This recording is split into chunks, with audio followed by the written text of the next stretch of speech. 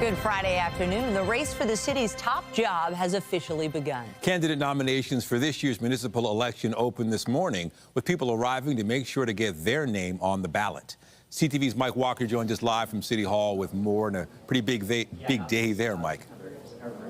Yeah, a big day for a lot of people who are hopeful to be city councillors or even Toronto's next mayor. It's been busy here all morning at City Hall. Those candidates filing their paperwork, and no real surprises here. City Councillor Brad Bradford submitting his paperwork to run for mayor, something he first announced back last fall. Now, Bradford arrived here with his wife and their 2 young children to file his paperwork to officially run for mayor of Toronto. The two-term Beaches East York councillor has been a staunch critic of Mayor Olivia Chow. Bradford ran against Chow in the 2023 mayoral by-election to succeed John Tory and finished 8th in a crowded field of candidates. Here's more from Bradford on his priorities.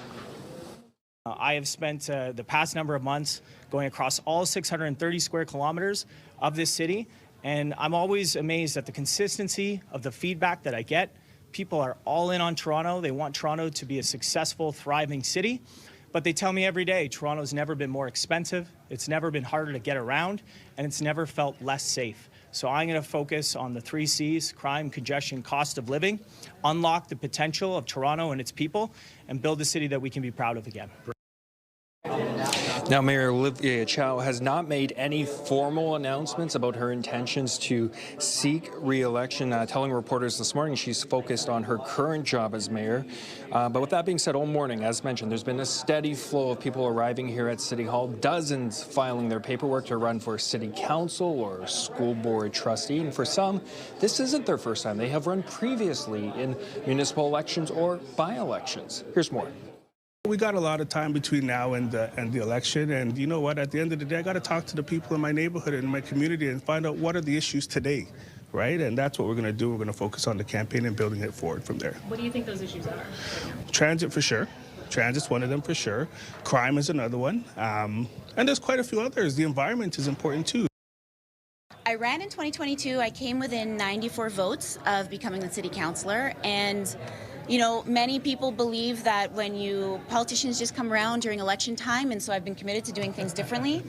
And as a result, after coming this close to becoming the city councillor back in 2022, I turned my campaign office into a community office, and I've been working for this community as a volunteer, managing that entire office as a volunteer since. And we've been getting some huge wins for our neighborhood, even though I didn't win that last election. So we know come October's municipal election, there will be some new faces on City Council, with Bradford announcing he's running for mayor, and a recent announcement from veteran councillor Gord Perks announcing that he will not be seeking re-election after representing Parkdale High Park for 20 years. The deadline to register is August 21st. We will be here throughout the day to see who else may show up to run for mayor. Reporting live, I'm Mike Walker. Nathan, back to you. All right, we'll find out soon enough. Thank you, Mike. An investigation is underway following a threat at a school in Newmarket. Now, there was a large police presence at Newmarket High School near Pickering Crescent and Mullock Drive this morning. The school was placed under lockdown, but it has since been lifted. Nobody was hurt. A few weeks after a series of shootings at local synagogues, Toronto and York police are sharing photos of a suspect wanted in connection with 2 of those incidents. Just before midnight on Friday, March 6th, officers responded to shots fired at the Beth Abraham Yosef Synagogue at Clark and York Hill and Thornhill. Minutes later, gunfire was also reported at the Sha'arei Shomayim Synagogue at Bathurst and Glencairn. No injuries were reported. York Regional Police now have special court permission to share these photos of a suspect they're looking to identify, who is believed to be a youth. It's believed he was driving an older black Honda Civic. Anyone with information is asked to contact police or Crime Stoppers. Hamilton police are set to provide an update this afternoon on a fatal shooting yesterday. Police were called to the Main and Caroline Street area around 6:30 last night. They found a man suffering from gunshot wounds. He was rushed to hospital where he later died. Police have not provided any information about possible suspects. The update scheduled for 2 this afternoon.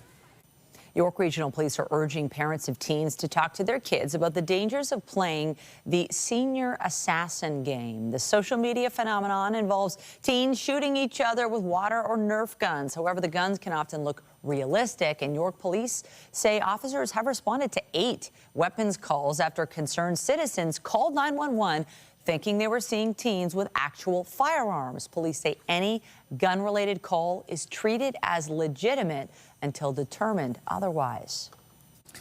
Gas prices spiked once again overnight. I don't drive my car too much, but it must be tough for people that are driving every day.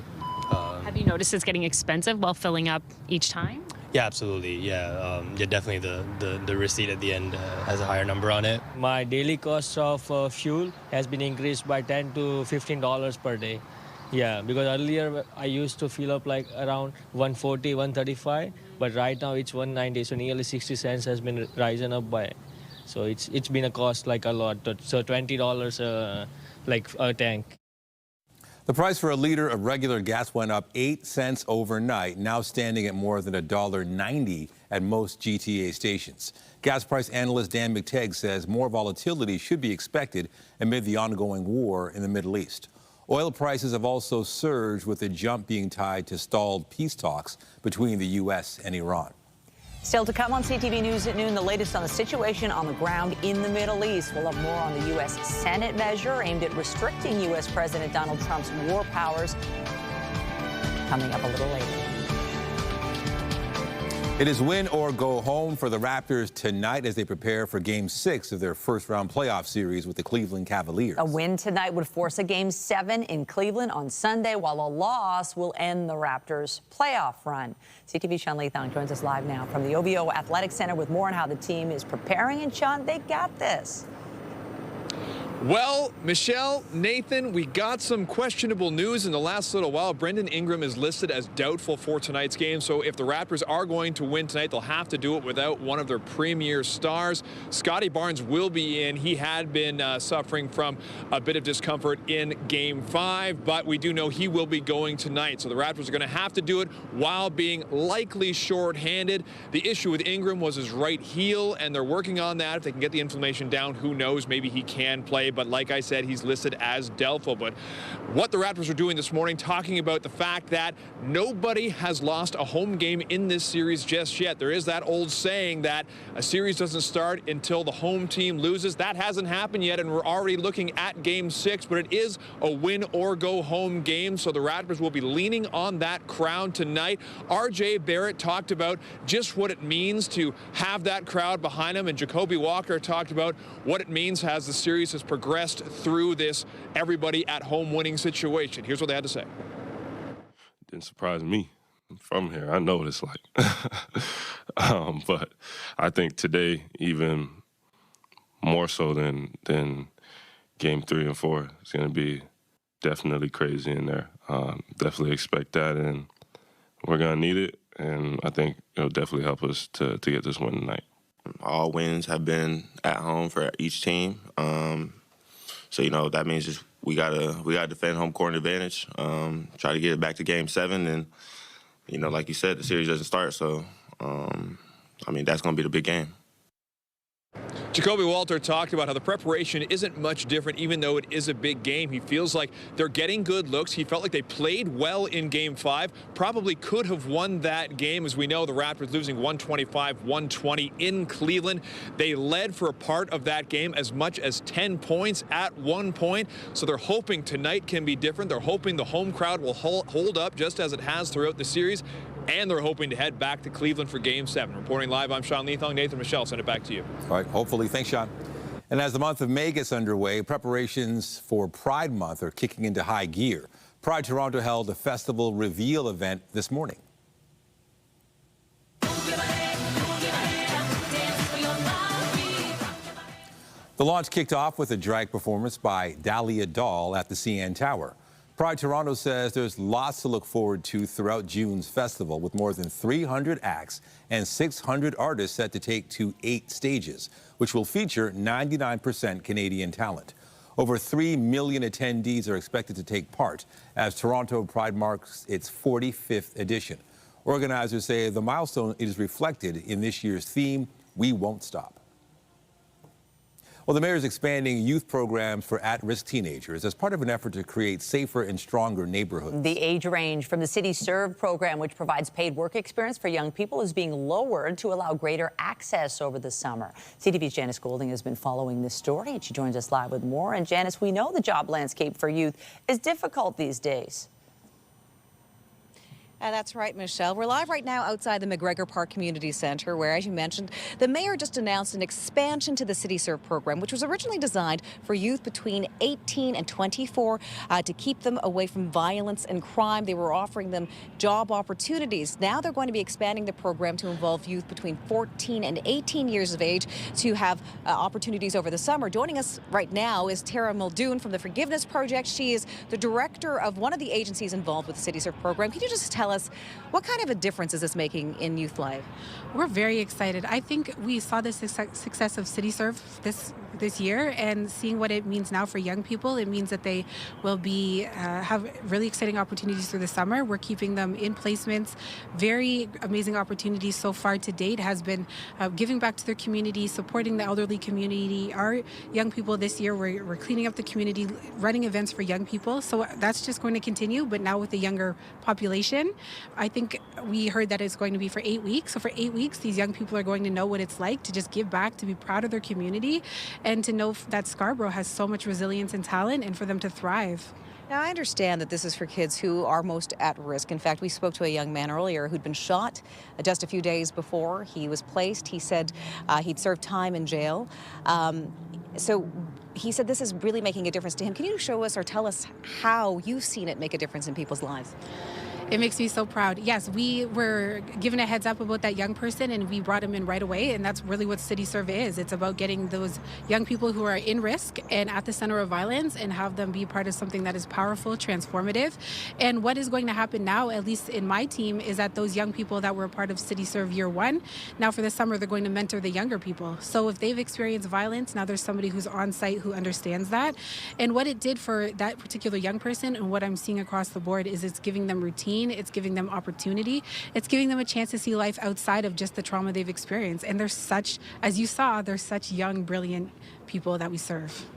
So you find that it keeps them busier, it gives them an opportunity to learn new skills.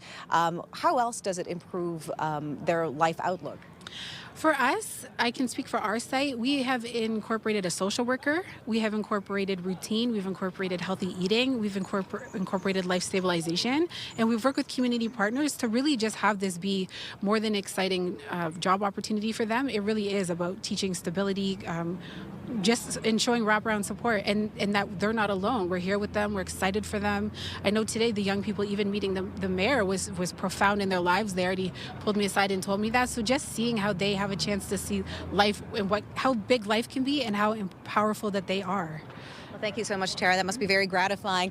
That's it from us here at the McGregor Park Community Center. I'm Janice Golding. Now back to you, Michelle and Nathan. Thank you, Janice. Well, the cherry blossoms in High Park are expected to reach peak bloom today. Hundreds of thousands of visitors are due to flock to the park over the coming days to take in the blossoms. However, people are being reminded there is no vehicle access to the park during this busy time. All right, we got more news in a moment, but first a look at the forecast. There's a live shot of the city, a mixture of sun and cloud, and not too bad of a way to start the month of May. Hopefully, throughout this month, we're going to have much better temperatures, maybe get into the 20s. But Lindsay Morrison, I'm sure, is going to explain things with a look at the current conditions. Hey, Lindsay. Hey, Nathan. Eventually, we will get into the 20s before this month is finished. But yes, May is off to a bit of a chilly start. Very similar conditions to yesterday. Right now, we are at 10 degrees. But as you can see, just about everyone else outside of Toronto in the single digits. And we've got rain again from Hamilton to Niagara Falls, right along the north shore of Lake Erie. A few showers there, too. And spotty showers around the Kawarthas and parts of Muskoka. We have the chance of showers this afternoon once again. Winds right now for us are very light, are coming out of the south. It's a great day, as mentioned, to go and enjoy the cherry blossoms at High Park and various other pockets around the city. 12 is our forecast daytime high. If you're heading to Jurassic Park for the big Raptors game, you might experience a few showers for the early part of the evening, and then things dry out as the night goes on. Once again, we are are under a frost advisory. Lots to talk about heading into your weekend. We've got your forecast details coming up. For now, though, Michelle, back to you. Thank you, Lindsay. Well, as we touched on earlier, gas prices spiked overnight, rising by 8 cents at most GTA stations. CTV's Scott Hurst has been following the pain at the pumps. We're saying that a lot lately. He joins us live now with more. Scott, what are things looking like across the country? Michelle, good afternoon. As we turn the page to a new month, it is still the same old story when it comes to gas prices.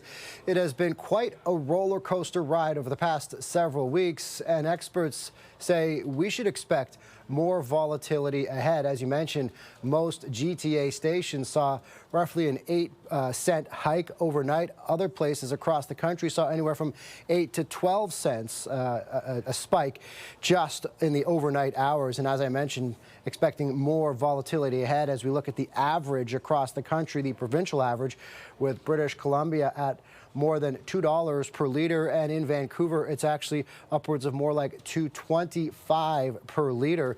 Now, we've heard this, the war in Iran and the closure of the Strait of Hormuz, as we've been reporting on a lot, is costing the global economy billions, and there's fear that the conflict, if it continues on for much longer, it'll continue to drive prices to record highs. So for Canadians, if the conflict isn't resolved in the next several months, there's legitimate concern, and we're already starting to see the impact on what it will mean for inflation and ultimately costing us more and more, not just for gas, Michelle, but potentially many other items and services as well. And Scott, these prices are high even with the federal government's tax holiday that we'll be enjoying through the summer.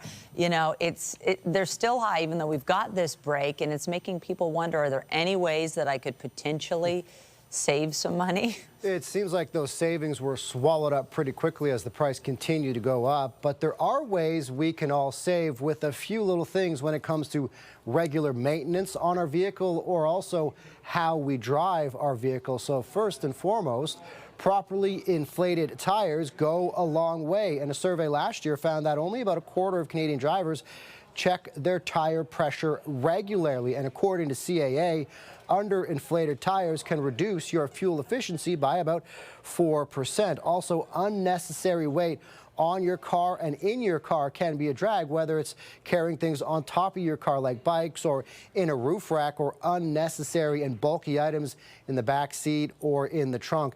It can be an extra weight that is not needed and can be a drag. Also, how you drive can help you when it comes to filling up the gas tank. Experts say to drive as evenly as possible, avoid hard acceleration or sudden braking whenever possible. So just a few tips, of course, when it comes to driving evenly, Michelle. Might be a hard thing to do when it comes to Toronto traffic, but a few tips and tricks here and there can save you a little bit of money at the gas tank at a time when every single cent, and as it adds up, every single dollar counts too. Yes, driving evenly, as my husband would say, is not my strength, although I can definitely take those bikes out of the trunk. Scott Hurst, thanks so much. Have a great day. Thanks, Michelle. In Hamilton this morning, Conservative leader Pierre Poilievre addressed soaring gas prices during a visit to a metal processing plant. Today, gas prices will reach $1.85. Unbelievable.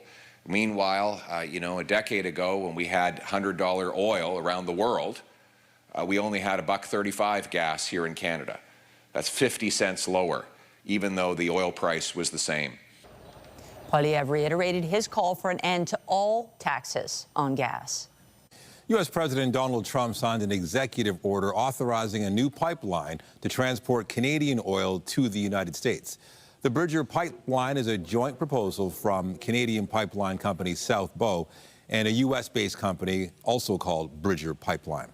The proposed project would have the capacity to move more than 1 million barrels of oil per day, with analysts suggesting it could boost Canadian oil exports to the U.S. by 12%. And CTV's Jeremy Sharon's been following this story and joins us live from Ottawa with more. So what else can you say about this pipeline proposal?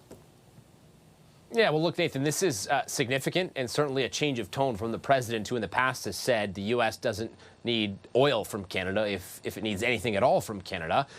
Now he has signed off approving this proposed pipeline that would see Canada increase its oil exports, its crude exports to the U.S. Now, many may find this proposal or this project sounds familiar, that's because many aspects of this Bridger pipeline will revive elements of the canceled Keystone XL pipeline. South Bow is the Canadian company involved, as you've touched on. On the Canadian side of this project, it is very similar to Keystone XL. In fact, it will use a lot of existing infrastructure, pipes that are already in the ground, and follow the same route that has already been permitted on the Canadian side. South Bow is looking at a project already in the early stages of considering a project that would follow that line to transport crude to the U.S. border. On the U.S. side is where we see differences. The path that this pipeline will follow is different. It will only go through 2 U.S. states. It will end in Wyoming. And the idea here is that it will avoid a lot of the areas that were contested and there was pushback from environmental groups, from indigenous groups. Rather, now we'll see some elements of Keystone XL utilized in this on the U.S. side, but we'll also see potentially these pipelines travel along paths that are already used for pipelines, therefore making it easier and less disruptive. The idea by this company, Bridger, is that this would be pretty easy to get going. They think construction could begin in 2027 and be completed by 2029. So a pretty optimistic timeline here, Nathan, but many questions still about whether or not this will actually go ahead. All right. Very tight timelines indeed. CTV's Jeremy Sharon in Ottawa. Thank you. Yeah, anytime. We are following breaking news. A man is dead following an incident in the area of Bleecker and Wellesley. Emergency crews got the call shortly before 11 a.m. for reports of a stabbing. One person was taken to hospital with serious injuries, and a suspect was involved in an accident while trying to escape this scene and has since been pronounced dead. This is a live shot of the scene at the moment. Keep it here. We'll continue to follow the investigation, and we'll bring you any updates as they become available. But we turn now to the war in the Middle East. The U.S. Senate has rejected a measure aimed at restricting U.S. President Donald Trump's war powers by requiring congressional approval. The yeas are 47, the nays are 50, and the motion is not agreed to. The vote comes just hours before the war hit the 60-day mark. A post-Vietnam law says Congress must sign off on all war actions. However, some lawmakers insist the president can unilaterally extend U.S. military involvement by another 30 days. Others have argued that ceasefire days do not count toward the total. Meanwhile, Trump is signaling he may consider pulling American troops out of Italy and Spain after threatening to pull U.S. troops from Germany over their refusal to support the war in Iran.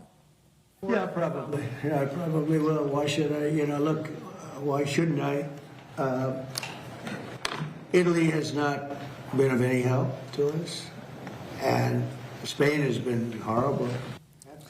Trump's threat to Germany came after the country's chancellor said America was being humiliated by Iran.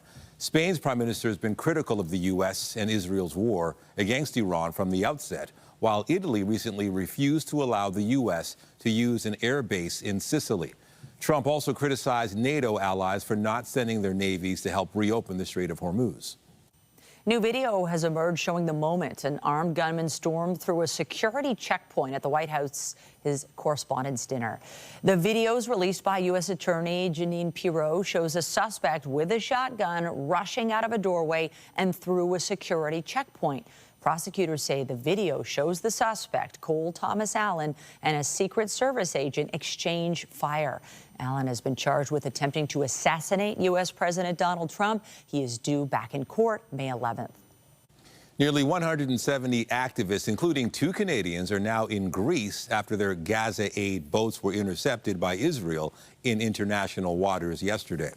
The activists were taken to the island of Crete today after an Israeli warship transferred them to Greek boats. 2 of the activists have been detained by Israel for questioning. The group was part of a second global Samud flotilla. It was launched in recent months in an attempt to break Israel's blockade of Gaza by delivering humanitarian assistance. A nurse from Ontario and a student from Quebec were among those on board the 22 vessels intercepted off Greece, hundreds of kilometers from Gaza.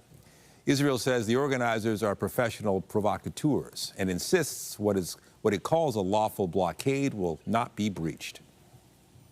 Here at home, with just 6 weeks to go until the World Cup, Canada's defender Alistair Johnston is back in action after overcoming injury. CTV's chief anchor and senior editor Omar Sachedina asked him some rapid-fire questions about life on the pitch. Let me know when, Chris. Messi or Ronaldo? Messi. Favorite hype song? Anything Drake. What did I miss?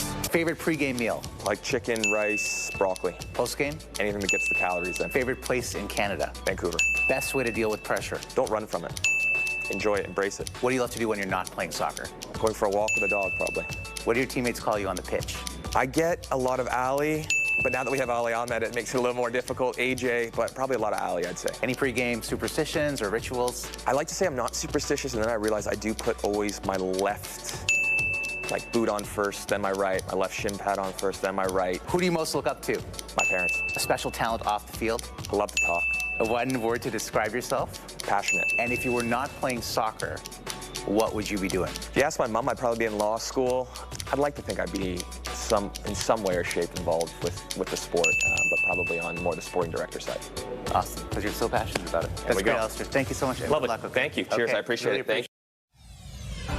Well, so many of us can't wait until June, but today we welcome the month of May and say goodbye to April. Here's a look back at what the month brought us weather-wise in Toronto. Yeah, that month is going to be remembered for being exceptionally rainy. We had almost 114 millimeters of rainfall recorded. That's well above the monthly average. This is what we can look ahead to in the month of May. Daily average temperatures look something like this, and on average we get about 77 millimeters of rain. Let's see how this month ends up stacking up. We do have a few showers in the forecast heading into the weekend. Details after the break. When you see it happen, send it to CTV News. Text 10400 from your screen to ours. Text 10400. The musical & Juliet is a hit on Broadway, and the all-Canadian production in Toronto has also seen major success. Tonight, attendees will be able to sing along with the show. CTV's Jessica Smith caught up with some of the cast members and joins us live with more. This sounds like a lot of fun. Honestly, Nathan, if you haven't seen & Juliet yet, you absolutely have to. I'm very lucky. I have seen it twice, and it gets better every single time. I'm joined by Matt Raffi. You play May in the show, and I have to say, the last time I saw it, put me into tears. Talk to me about what it's been like with this all-Canadian cast, being Canadian yourself, being here at home, and being able to share these songs and this show with everybody. Oh my God, it is a dream come true. It's so exciting being all together here as Canadians in Toronto on Mervish stage. It's incredible, and telling this story, which is so special. As you know, I've had a story with this show for like 4-ish years now, and it's been so special to like have such a long journey with it, and to bring it back home in Toronto, in Canada, has been a dream come true. Yeah. And honestly, so many of the songs sing to my millennial soul, and people get to sing along tonight. So this is really cool because you have the opportunity to actually not just like sing in your seat and dance in your seat like I was the last time I saw the show, but sing out loud. How does that work?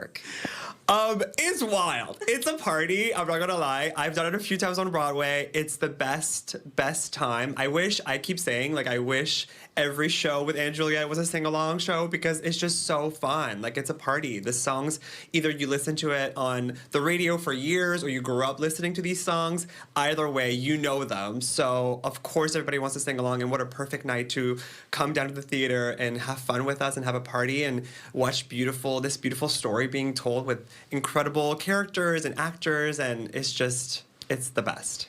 So there've got to be rules, because I feel like I would get carried away. I'll be honest. I get really excited very easily when it comes to these things. So is there a host? Who's going to tell me when to sing and when maybe to keep quiet? Yes, there is a host. At the beginning of the show, they're going to come on stage and sort of explain kind of like the guidelines of how the night's going to go, encourage the audience to sing and have fun and have the best time.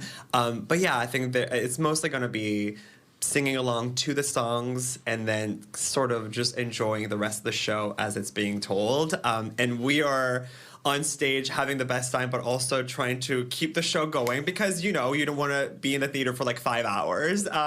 So yeah, I think it's just sort of a team moment together with the audience and with us on stage. Yeah. You've been in about 6 months now at this show. Do you have a part of the performance or a part of just this whole experience that stands out to you? Because you guys are making history with this show, and you're telling such a beautiful story for Juliet and for yourself, for May. But talk to me about what you've learned maybe most about yourself in this process. Oh my God. I keep saying it, but it's true. It's been a dream come true. Like playing this role, stepping into it full time here in Toronto, in Canada, has been so special.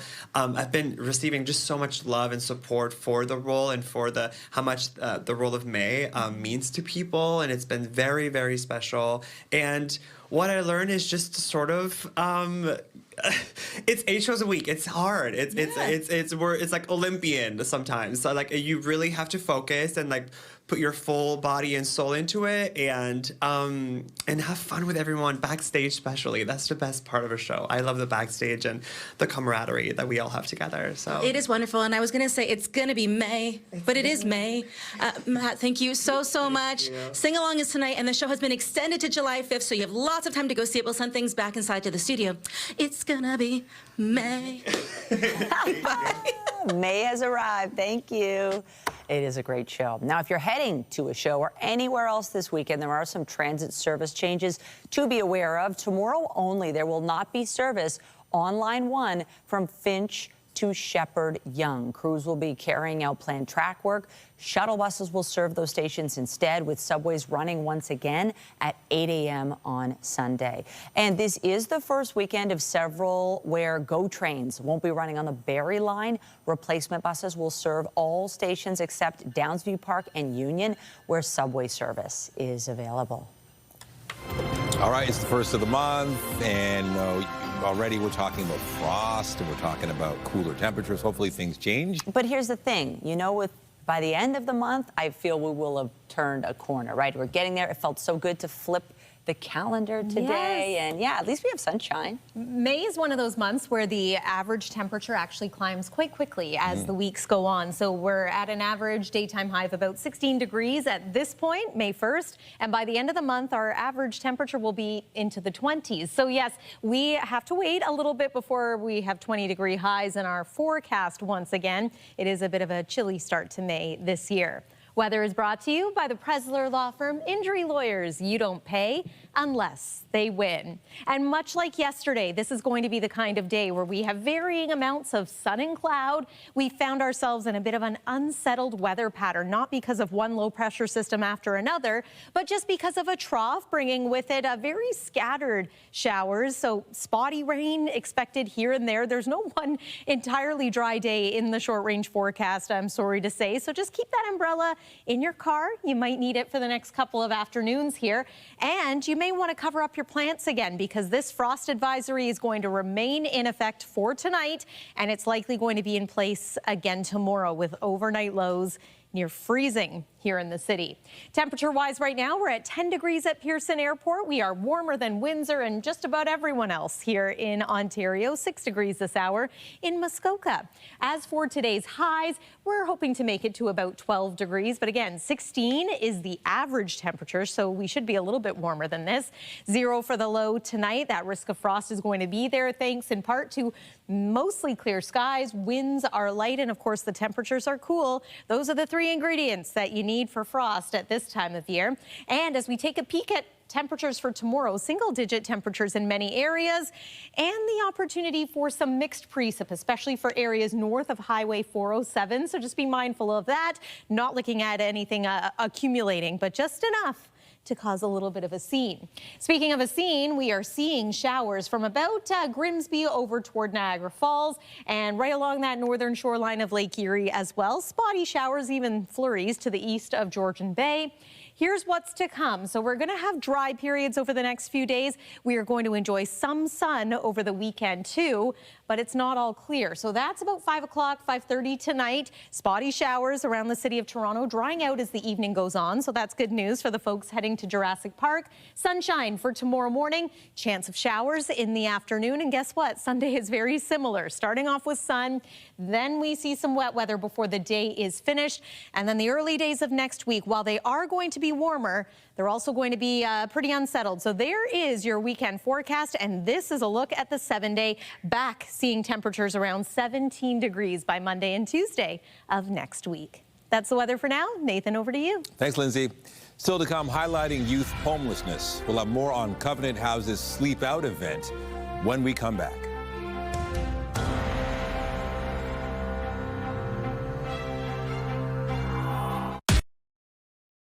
Dozens of people from across the GTA took part in Covenant House's Sleep Out event last night to bring attention to youth homelessness. The annual event held at Toronto Metropolitan University. Participants woke up early this morning after spending the night outside to highlight the challenges facing young people experiencing homelessness. Organizers say on any given night here in Toronto, more than 1,500 young people are living on the street. There's many aspects of the experience. There's doing this together with 75 people. There's doing it together as a family. It's just an incredible opportunity to help others. Then there's the reality of actually sleeping out compared to what true homeless people have to experience. This is relatively safe. It's protected. There's security. It's closed off, but we're still in the elements. It's still concrete and cold, and so from that perspective, we get to feel the exhaustion and what it's like to never truly feel fully safe and fully asleep and rested. I can't imagine what it's like for young people to have to do this every night. It's impossible to truly rest when you're, uncomfortable and cold and just exposed to the elements. Covenant House provides young people experiencing homelessness with a safe place to stay, health care, counseling, education, and other services. Turning to sports, the Tempo will play their second and final preseason game tonight. Held coming through, and he inerts, puts it up, knocks it down! The score didn't matter, but the team's coming off an 83-78 loss to the Connecticut Sun Wednesday, which marked the first time the Tempo had taken the court in official WNBA action. They'll square off with the Minnesota Lynx at 8 p.m. The team will open the regular season next Friday at Coca-Cola Coliseum against the Washington Mystics. The Blue Jays will look to get back in the win column when they continue their series with the Minnesota Twins tonight. 1-1. And Varsho pulls this one in the air to right field. That ball is back, and that ball is gone. Yes, Dalton Varsho opened the scoring for the Jays last night with a solo homer in the fourth. That would be all the offense the team would get, though, as they ended up losing to the Twins 7-1. First pitch for tonight's game set for just after 8 p.m. in Minneapolis. Lefty Patrick Corbin is due to start for Toronto. Well, pitcher Dylan Cease is on deck, the next player featured in our hometown team series. Cease signed a 7-year deal with the Jays this offseason and spoke about how he's already settling into Toronto.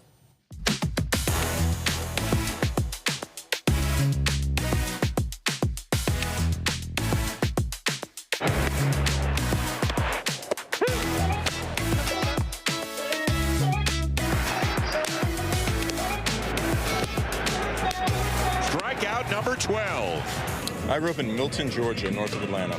Definitely my parents. I mean, they're first ones to get me into it. My dad, he threw me BP every day, hit me ground balls every day, caught me every day. My childhood was a lot of baseball or various baseball-like games. I remember playing cane ball with my twin brother. We'd go to my grandma's house, take one of her canes, get like Coke cans and Sprite cans and pitch them to each other and break her canes and get in trouble. I don't know, I enjoy throwing my mind into things and learning, just exploring, I guess. The Big Pine Lake High School. We're going to want to play for a 4 here. Dylan Cease Buzz here. A yogi Sadhguru who I follow was talking about the benefits of honey. So I started researching it, and then I started researching beekeeping and all the different aspects of honey. I just went down a rabbit hole, and then somehow I talked my dad into beekeeping. He sends, I don't know how many pounds and gallons of honey. I've always enjoyed giving it away to my teammates. I can't draw. I'm just doing abstract and just throwing the color on there. I'm very limited with my drawing ability, so I really have to put a lot of effort into it. But I'm new. I mean, I'm already meeting people, connecting. I feel like connecting with the community in a certain sense. I've been going to Rodney's Oyster House a lot lately, hanging out with Kelly and the guys over there, and they're teaching me about Canadian music and some history and some culture. I learned about Tragically Hip. Is this true? Is Tragically Hip your guys' like Beatles? Yeah. Really? So that's true. Okay. So yeah, I gotta research more of that.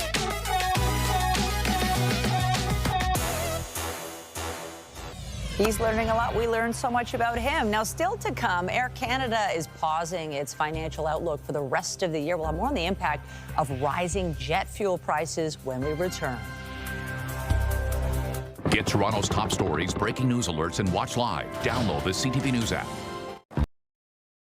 Air Canada has announced it's pausing its financial outlook for the rest of the year. This decision comes as jet fuel prices remain volatile because of the ongoing war in the Middle East. Air Canada CEO Michael Russo says the move is not unique to the airline, stating that rising jet fuel prices have created an industry-wide challenge. Air Canada says it expects to be able to offset between 50 and 60% of the estimated incremental fuel expense in the second quarter.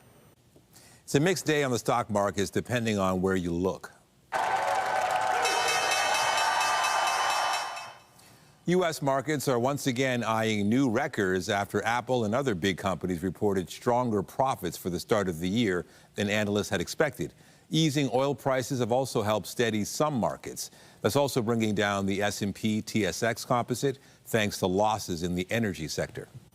Netflix is out with the official trailer for a documentary about the life and career of Canadian comedy icon Martin Short.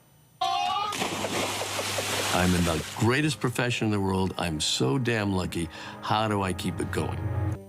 The trailer released today features interviews with Short himself, as well as longtime comedy colleagues like Steve Martin, Eugene Levy, Catherine O'Hara, and Tom Hanks. It also touches on the challenges Short has faced throughout his life, including the loss of loved ones. Marty, Life is Short, starts streaming May 12th. Coming up, reliving a unique part of Toronto's history through a video game. We'll have more on an interactive experience based on the Toronto Zoo's famous escaped capybaras.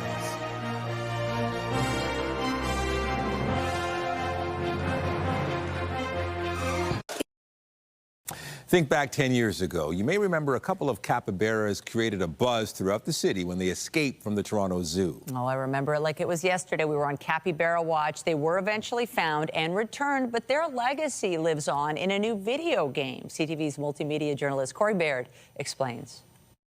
The search is on. 10 years ago, the unlikeliest of jailbreaks catapulted the capybara from obscure South American rodent to Toronto's top news. Live over High Park, where those two young capybaras are still missing. In the 30 days it took to capture the cappies, social media exploded with sightings and speculations citywide. It popped out onto the street here. It swam directly from the tree right up to where I'm standing now. We heard that they escaped. The capybaras, it's all gone. A decade later, they've escaped again. In video game form, that is. You can call off the search parties. Cappy Castaway is the brainchild of indie developer Saffron Aurora. You play as a lost capybara trying to find your way off of a replica of Toronto Island. I love Toronto, so any way that I can sort of represent where I'm from, I like doing that. The Queen Street Viaduct, the DVP Rainbow Tunnel, even TTC streetcars among the game's many Toronto Easter eggs. You can see one of our references over here. This is Nest Fred's. I'm actually gonna do this one over here, which is Fran's Diner, if you're familiar with Fran's. We've got a little Timmy's cup, our coffee cup. It's a winning cup, would you look at that? We do have a few, I would say, Toronto animals celebrity references. Conrad the raccoon makes an appearance. Something I would like to add is the IKEA monkey. The video game industry is volatile, so success is hardly guaranteed. But there could be gold in these hills. Capybara cafes do big business in Japan, so maybe the world's just been waiting for our own ode to the rodent. I think the capybara is a friend to all animals. It's very like loaf-shaped and it's very approachable. Cappy Castaway will be available for download later this year. Corey Baird, CTV News, Toronto. They do look different. You have to admit that. There's so much to unpack from that story. Oh, I love that. I didn't even know what a capybara was, and then it became huge news. Yeah, big memories brought back there for sure. Let's talk about the forecast one more time for this evening, and then heading into the weekend. It's a big night in the city. Of course, many fans, once again, going to be cheering on the Raptors. Might need a poncho for the early part of Jurassic Park opening, but we should dry out as the night goes on. We eventually do fall to an overnight low near 0 again. That's our forecast low. So not surprisingly, this frost advisory remains in effect and likely will for tomorrow night too.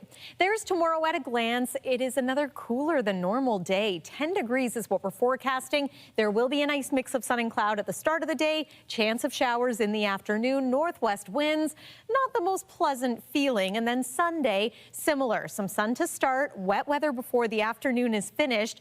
13 degrees for the high. And then finally, we are back to seasonal Monday and Tuesday of next week.